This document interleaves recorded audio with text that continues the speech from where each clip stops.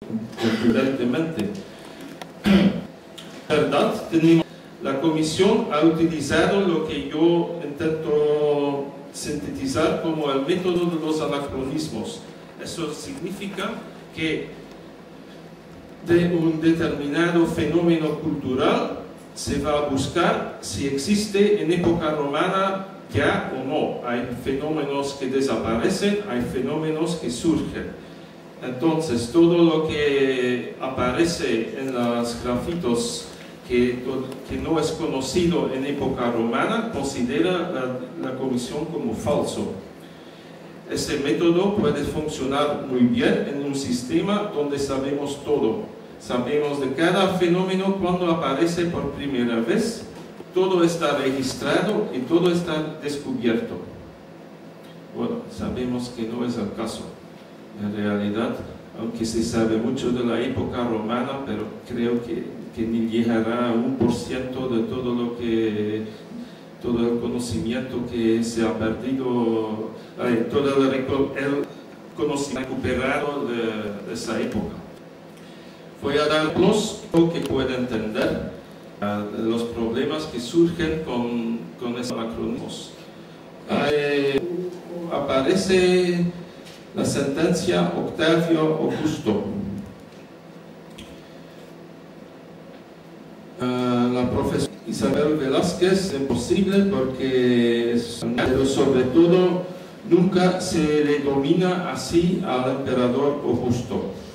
La explicación es antes de ser Augusto era Octavio o Octavius en latín, y después de hacer la pelota podemos decir al Senado le enseñan Augusto. Entonces nunca se acumula Octavio y Augusto en la misma designación. Lo mismo dice profesor Santos Llanuas, denominación pertenece a la literatura histórica moderna. La forma Octavio Augusto no se documenta en la antigüedad, ni en la epigrafía, ni en la literatura. Un profesor inglés que ha sido consultado confirma esta posición. Héctor Iglesias, en su informe, cita 3 párrafos de textos del siglo III-IV, donde aparece la denominación Octavio Augusto.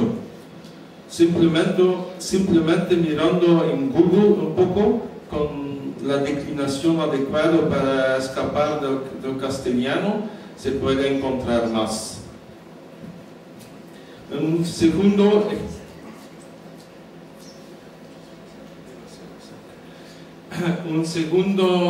ejemplo es un ejemplo del informe del profesor Gorrotxategi.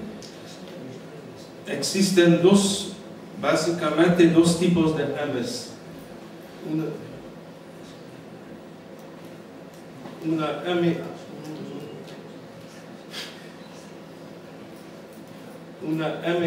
lo que llaman de ángulo alto, donde el ángulo no llega hasta el fondo, y luego uno donde llega hasta abajo. Okay. El profesor Gorrotxategi dice que hay letras que funcionan ellas solas como test de autenticidad, por ejemplo la M. Prácticamente no hay ningún texto en todo el conjunto que presenta una M antigua, y la M antigua se refiere a la que va hasta abajo.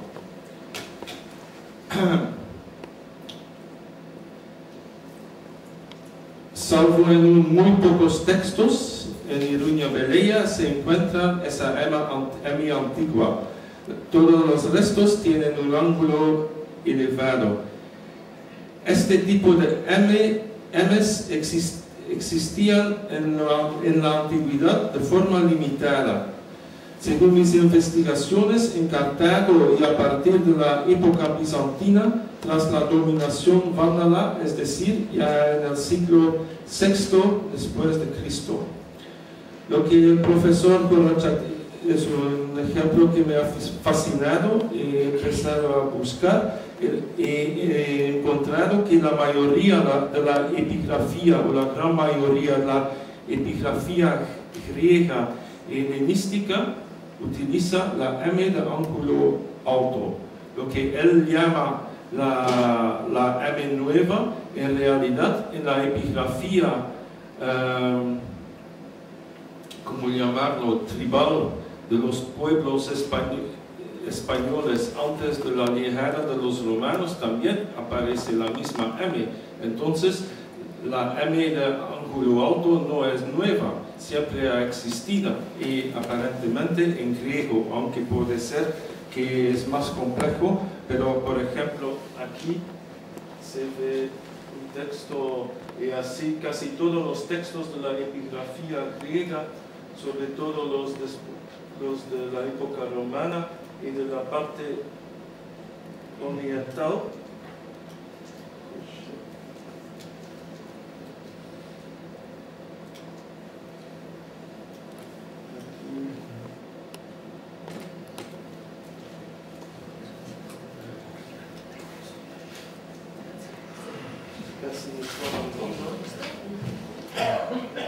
Casi así se puede poner. Bueno, más fácil, M es todo igual que en Belén. Más, bueno, una de las maneras de tener fácilmente acceso a la epigrafía es a través de monedas. Hay muchas páginas que se dedican a las monedas romanas y, por ejemplo, se ve en una moneda de la Seca o la Casa de Monedas de Trier, se ve aquí la M va hasta abajo, pero en las, por ejemplo, la Seca de Antioquia, y eso a finales del siglo III, aquí Maximian, las M son de ángulo alto. Aquí también. Sí. Aquí se ve más grande, M Maximianus. Aquí otra M.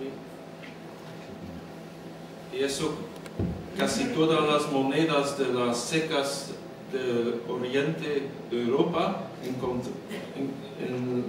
en la época finales del siglo III, siglo IV, aparecen con esa M de ángulo alto.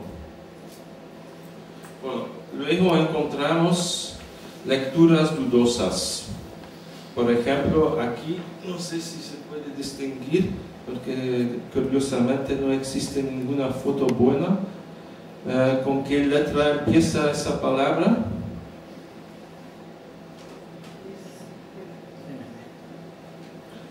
Pues aquí dice en las juntas generales delante de los junteros para explicar la falsedad.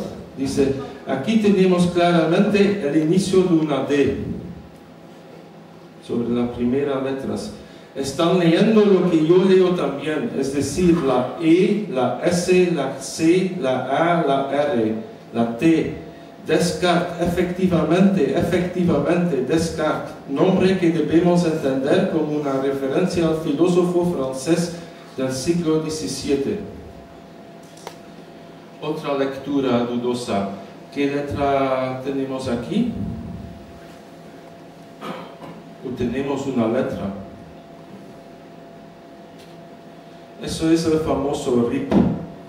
¿Ponen RIP? No sé. Din pace. Ești când din pace.